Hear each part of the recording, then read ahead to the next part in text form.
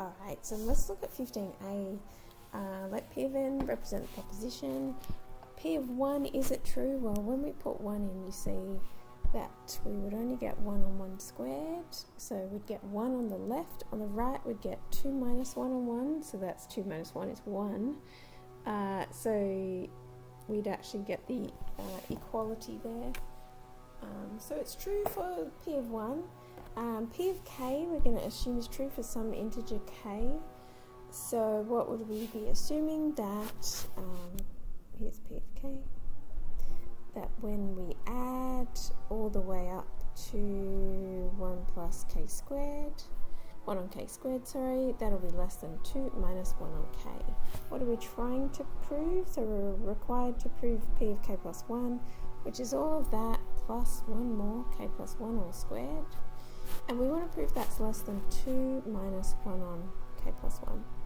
So if we take that left-hand side, which, as we say, is all of that k plus 1 on k plus 1 all squared, you can see that it's got to be less than or equal to, we're substituting in 2 minus 1 on k plus 1 on k plus 1 all squared.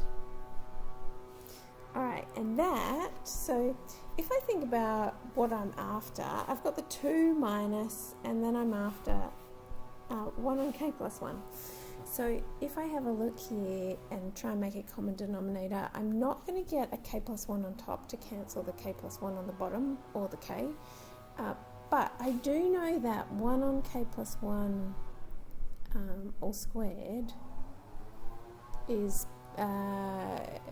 would be smaller than, so I'll do it this way, would be less than if I just times by k plus 1. So instead of dividing by k plus 1 and then k plus 1, if I just divide by k and k plus 1, so it's not quite as big, this term is going to be greater.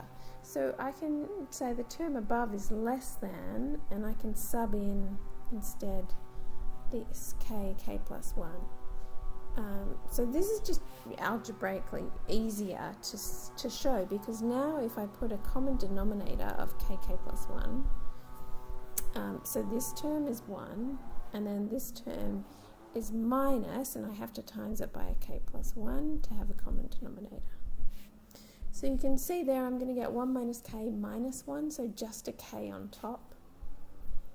And of course that k on top is going to cancel. So k on top of k plus 1. So that k cancels, and you can see we get what we want. Whoops, that should be a minus k there. So we do get this left-hand side. So blah, blah, blah. So that gives us a left-hand side. So it is, so P of k implies P of k plus 1, and it's true for P of n for all n greater or equal to 1 by induction.